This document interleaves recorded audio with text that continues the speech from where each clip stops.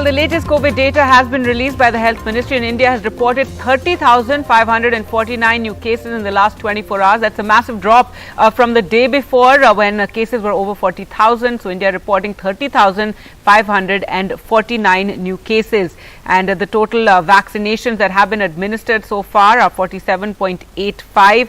India's active cases constitute about 1.28% of total cases. The active caseload is currently at 4,04,958.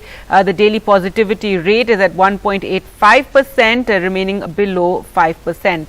Well, let's go across to Meher for more. And Meher, so good news there with the cases falling quite drastically from the day before.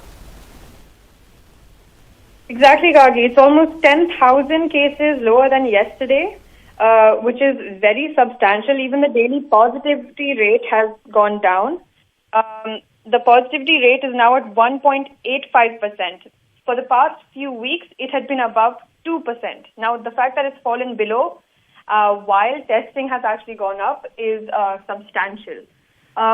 It is the beginning of the week, so there is room for error, but because this is a massive gap, it's something to consider as well.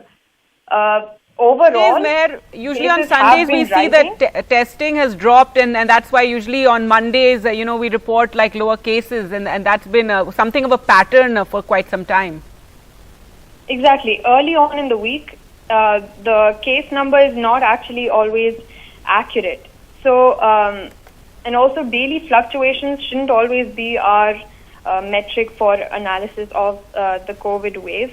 We know that generally cases have been rising. The R value across India has been over 1, which means the cases should be increasing. So this may be a data anomaly.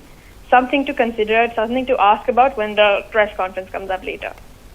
All right, Meher, thanks so much for joining us with that. In fact, let's now take a look at a key number that a lot of experts watch very, very closely, and that is the R factor or the R number, and it's crossed 1, which is a worry. It's at 1.01. It's crossed 1 for the first time since May 7. Now, R factor indicates the speed at which the COVID infection is spreading in the country, and this data point represents the number of people one COVID patient can infect on an average, and it crossing 1 is something that is raising a lot of worries. Now, states which are seeing weekly cases rising versus last week in absolute numbers, Kerala is very high, over 1 lakh. Most others except for Karnataka are very low, barely 100. But the point being that these have been continuously falling since mid-May until now, and now seeing a slight rise.